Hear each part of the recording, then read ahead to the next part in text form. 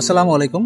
আমি জয় আহমেদ। আমি একজন ফুল টাইম ট্রাভেল ইউটিউবার। আমি আজকে আসি হচ্ছে বাংলাদেশের আমের শহর এবং হচ্ছে ক্লিন সিটি ও হচ্ছে সবচেয়ে বাংলাদেশের হচ্ছে পরিষ্কার পরিচ্ছন্ন একটি হচ্ছে জেলা, যার নাম হচ্ছে রাজশাহী।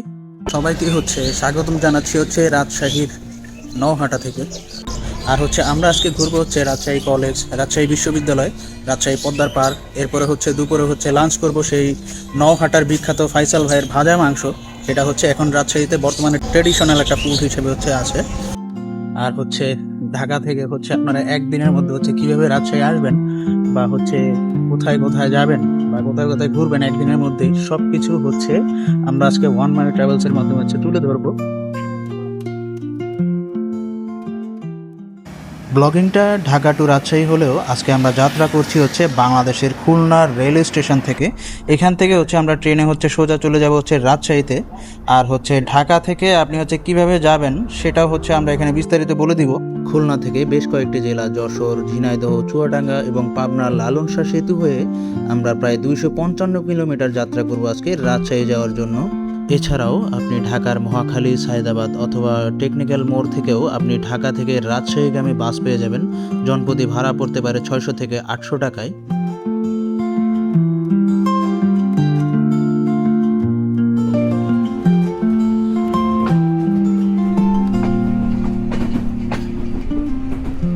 প্রায় 15 মিনিট বিলম্ব করে আমাদের হচ্ছে ট্রেনটি এখন ছেড়ে যাচ্ছে খুলনা থেকে রাজশাহীর উদ্দেশ্যে।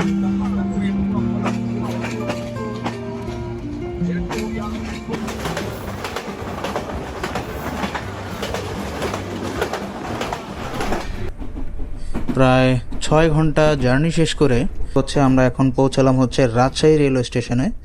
আর এখান থেকে আপনি হচ্ছে খুব কম খরচেই বেশ কাছেই হচ্ছে হোটেল পেয়ে যাবেন। আমরা এখন সেখানেই হচ্ছে চলে যাব। শুভ সকাল রাজশাহী। আর আমি যেখানে আছি এখন হচ্ছে এটা আমার হোটেলের পুরো ছাদে। আর আজকের আবহাওয়াটাও বেশ সুন্দর, আকাশটাও হচ্ছে বেশ ঝলমলে করছে। 1500 থেকে 2000 টাকার মধ্যে আপনি বেশ ভালো ভালো হোটেল পেয়ে যাবেন এখানে থাকবার জন্য। সকালের নাস্তা শেষ করে আমি এখন সোজা চলে যাব হচ্ছে রাজশাহী কলেজের উদ্দেশ্যে। আর এটি রাজশাহী শহর থেকে খুব বেশি একটা দূরে নয়। সারাদিনের জন্য মাত্র 1000 টাকায় একটি অটো ভাড়া করলাম। এটাই হচ্ছে সেই রাজশাহী কলেজ, যা স্থাপিত হয় ইংরেজ শাসনামলে 1873 সালে। ঢাকা কলেজ ও চট্টগ্রাম কলেজের পরে বাংলাদেশের তৃতীয় প্রাচীনতম কলেজ রাজশাহী কলেজ। আর সবচেয়ে সৌন্দর্যের বিষয়টা হচ্ছে পুরো বিল্ডিংটাই লাল রং দ্বারা হচ্ছে বর্ণিত। আর এটা হচ্ছে রাজশাহী কলেজের প্রশাসনিক ভবন। আমরা এখন হচ্ছে আরও ভিতরে প্রবেশ করব এই কলেজের পুরো দৃশ্যটা দেখার জন্য।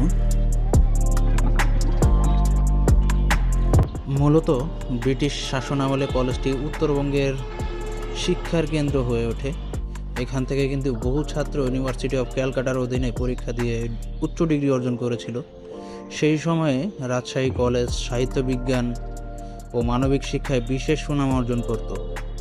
1947 সালের পর, অর্থাৎ ভারত যখন হচ্ছে ভাগ হয়েছিল, কলেজটি পূর্ব পাকিস্তানের আওতায় হচ্ছে চলে আসে। বর্তমানে রাজশাহী কলেজ কিন্তু জাতীয় বিশ্ববিদ্যালয়ের অধিভুক্ত একটি শীর্ষস্থানীয় সরকারি কলেজ। খুব বেশি একটা দেরি করব না এখানে।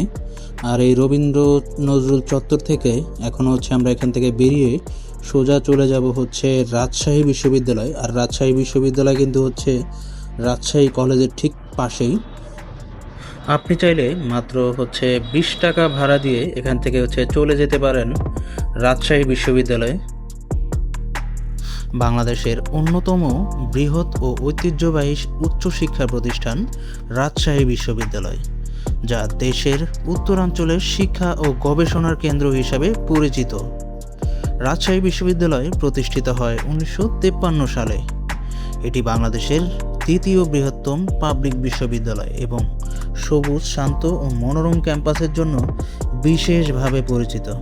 বিশ্ববিদ্যালয়ের ক্যাম্পাসটি প্রায় 750 একর জায়গা জুড়ে বিস্তৃত বিশাল সবুজ মাঠ, ছায়া ঘেরা রাস্তা আর নান্দনিক ভবন সব মিলিয়ে এটি দেশের সবচেয়ে সুন্দর ক্যাম্পাসগুলোর একটি। শিক্ষার্থীরা একে প্রায় সবুজের ক্যাম্পাস বলে থাকে। রাজশাহী বিশ্ববিদ্যালয় দেশের বিভিন্ন গুরুত্বপূর্ণ আন্দোলনের সাক্ষী আছে।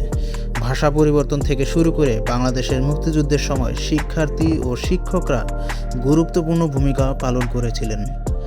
এই ঐতিহ্য বিশ্ববিদ্যালয়টিকে শুধু শিক্ষার নয়, চেতনার কেন্দ্র হিসেবেও প্রতিষ্ঠিত করেছে। রাজশাহী ইউনিভার্সিটি ঘোরা শেষ করে এখন সোজা আমরা চলে যাব রাজশাহীর বিখ্যাত নওহাটে।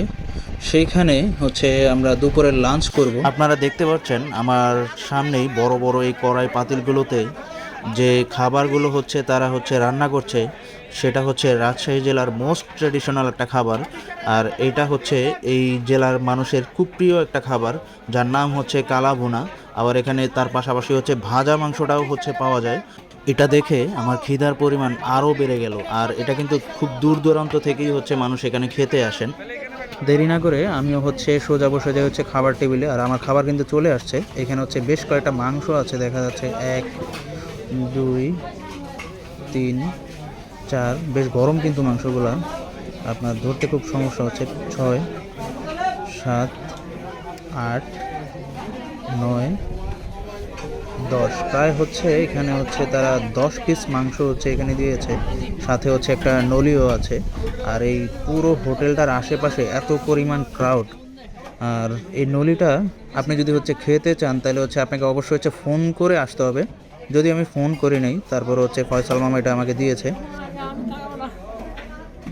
গরুর এই ভাজা মাংসটা মুখে দিতেই যেন মনে হচ্ছিল পৃথিবীর বেস্ট মাংসটাই যেন আমি এখানে খাচ্ছিলাম। আর এই রান্নাটা এতটাই মজা ছিল যে মনে হচ্ছিল বাসাবাড়ির মায়ের হাতের রান্না খাচ্ছিলাম। মাত্র 320 টাকায় এরকম একটা প্যাকেজ আপনার 10 পিস মাংস ও সাথে একটা নলিও থাকবে, বেশ বড় সাইজের।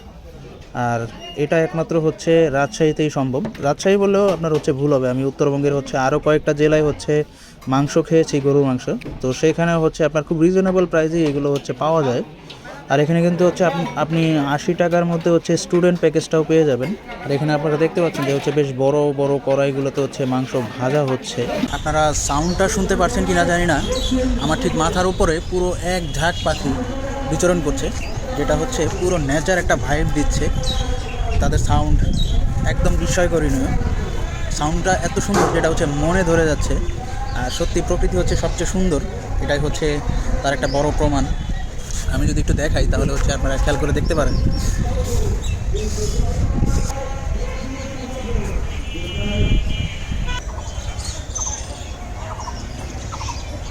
এই টিয়া পাখির আশেপাশেও বেশ কিছু পাখি খুব সুন্দর করে ডাকছে, যেটা আমার কাছে খুবই মনোমুগ্ধকর। এই যে 2টা টিয়া বসে আছে এখানে। নওহাটা থেকে রাজশাহীর পুঠিয়া রাজবাড়ির উদ্দেশ্যে আমরা রওনা হই। এখান থেকে আমাদের যেতে সময় লাগবে প্রায় 40 থেকে 55 মিনিট। আর দূরত্ব 30 থেকে 35 কিলোমিটার। অবশেষে আমরা চলে আসলাম পুঠিয়া রাজবাড়ির উদ্দেশ্যে। আর এখানে এসেই চোখে যেটা পড়ে সেটা সেই শ্যামসাগর দিঘি, যেটা আমরা বইয়ের মধ্যে পড়েছিলাম। আর আমরা এখন যাব পুঠিয়া শিব মন্দিরের দিকে। আর এই শিব মন্দিরটি আনুমানিক 1823 খ্রিস্টাব্দে নির্মিত করা হয়। বিশেষ করে রানী ভবানী বা তার বংশধরের উদ্যোগে এটি নির্মাণ করা হয়েছিল। পুঠিয়া রাজ পরিবার সেই সময় ধর্মীয় স্থাপনা নির্মাণে খুবই সক্রিয় ছিল। মন্দিরটি 5 তলা সমান উচ্চতার, প্রায় 65 ফুট। পুরো স্থাপনাটি অষ্টভুজ আকৃতির। উপরে রয়েছে উঁচু শিখর, যা হিন্দু মন্দিরের বৈশিষ্ট্য। চারপাশে রয়েছে অসাধারণ টেরাকাটা পোড়ামাটির কারুকাজ। দেয়ালে দেয়ালে বিভিন্ন পুরাণের গল্প ও দেবদেবীর দৃশ্য খোদাই করা আছে এখানে। নিজের দেশটা কিন্তু খুবই সুন্দর। আমরা অনেকে চেষ্টা করি যে দেশের বাইরে গিয়ে একটা আপনার একটা ট্যুর দেওয়ার, যে এখানে এটা নাই, দেশে এটা নাই, বাইরে ওইটা আছে। এটা সম্পূর্ণ ভুল। আপনি ঘর থেকে বের হন, একটু মুভ অন করুন, বাংলাদেশের বিভিন্ন জেলাগুলোতে ঘুরুন, তাহলেই বুঝতে পারবেন যে আমাদের বাংলাদেশটা কতটা সুন্দর। এটি পুঠিয়ার সবচেয়ে আকর্ষণীয় স্থাপনাগুলোর একটি। ব্রিটিশ আমলে নির্মিত হলেও এর স্থাপত্য প্রাচীন ভারতীয় প্রভাব স্পষ্ট করে। শিব মন্দির দেখা শেষ করলাম। এখন এর পাশেই কিন্তু হচ্ছে পুঠিয়া রাজবাড়ি, আর হচ্ছে আমরা এখন সেইখানেই যাচ্ছি। এর সামনে যে স্থাপনাটা দেখছেন এটাই সেই হচ্ছে পুঠিয়া রাজবাড়ি, যা হচ্ছে জমিদার বাড়ি হিসেবে হচ্ছে অনেকের কাছে হচ্ছে পরিচিত। এখন হচ্ছে এটার ভিতরে প্রবেশ করব, আর এটার চারপাশ হচ্ছে ঘুরে ঘুরে দেখব, সেই ইতিহাসে সেই স্থাপনার কথাগুলো জানবো এবং আপনাদেরকে হচ্ছে এটা জানাবো। চলুন ভিতর প্রবেশ করা যাক।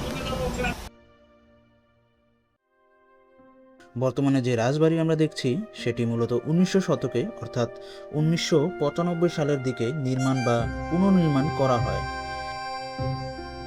পুঠিয়া রাজবাড়ির ইতিহাস শুরু হয় প্রায় 1600 শতকে। তখন মুঘল সম্রাট জাহাঙ্গীর পুঠিয়া এলাকার জমিদারি প্রদান করেন এক হিন্দু ব্রাহ্মণ পরিবারকে, যার পরে পুঠিয়া রাজপরিবার নামেও পরিচিত হয়।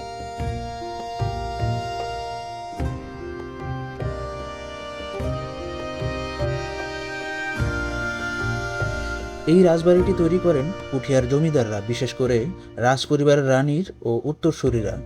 এই পরিবারের মধ্যে সবচেয়ে বিখ্যাত ছিলেন রানী ভবানী, যিনি বাংলার দানশীল নারী হিসেবেও পরিচিত। এটি বাংলাদেশের ঐতিহ্যবাহী নিদর্শন হিসাবেও পরিচিত। বর্তমানে এটি বাংলাদেশ সরকারের অধিদপ্তরের অধীনে সংরক্ষিত। যদিও কিছু অংশ ক্ষতিগ্রস্ত, তবুও এর সৌন্দর্য এখনও কিন্তু দর্শনার্থীদের মুগ্ধ করে। এখানকার মানুষের আতিথেয়তাটা এতটাই সুন্দর, যা হচ্ছে অন্যান্য জেলায় হচ্ছে পাওয়া যাবে, তবে এই জেলাটা একটু বেশি থাকে।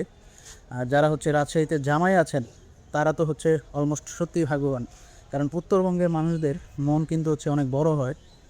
আর হচ্ছে এখানকার মানুষজন খুব সুন্দর, রাজশাহীর ছেলেরা সুন্দর, রাজশাহীর মেয়েরা সুন্দর। অবশ্য হচ্ছে আমাকে যদি কেউ প্রশ্ন করে যে হচ্ছে আমার দেশের সবচেয়ে সুন্দর জেলা হচ্ছে মেয়েরা কোথায়, সেটা হচ্ছে অলমোস্ট হচ্ছে রাজশাহী, আর এরপর হয়তো নোয়াখালী আর অন্যান্য জেলাও হতে পারে, বাট আই ডোন্ট নো। কিন্তু আমার ব্যক্তিগত মতামত হচ্ছে এটা।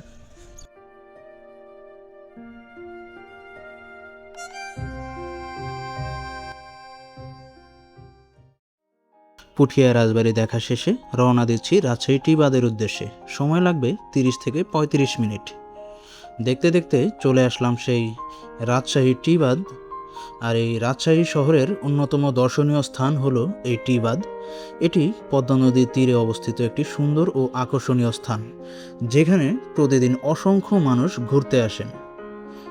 টি বাঁধ নামটি এসেছে এর ইংরেজি টি অক্ষরের মতো আকৃতির কারণে। এখানে বসার জন্য সুন্দর ব্যবস্থা রয়েছে, নদীর তীরে হাঁটার জন্য পথও তৈরি করা হয়েছে। ছোট ছোট খাবারের দোকান, চায়ের স্টল এবং স্থানীয় খাবারের ব্যবস্থা ও দর্শনার্থীদের আনন্দ আরও বাড়িয়ে দেয়। মূলত নদীর ভাঙন রোধ এবং শহরকে রক্ষা করার জন্য এই বাঁধ নির্মাণ করা হয়েছিল। বিকেলের সময় এখানে সবচেয়ে বেশি মানুষের ভিড় দেখা যায়। পদ্মা নদীর মনোরম দৃশ্য, ঠান্ডা বাতাস এবং সূর্যাস্তের সৌন্দর্য দর্শনার্থীদের মুগ্ধ করে। অনেকেই পরিবার, বন্ধু কিংবা প্রিয়জনদের নিয়ে এখানে সময় কাটাতে আসেন। সবশেষে বলা যায়, রাজশাহী টি বাঁধ শুধু একটি বাঁধ নয়, এটি প্রকৃতি, সৌন্দর্য এবং মানুষের আনন্দের এক অপূর্ব মিলনস্থল। এটি রাজশাহীর গর্ব এবং বাংলাদেশের একটি গুরুত্বপূর্ণ দর্শনীয় স্থান।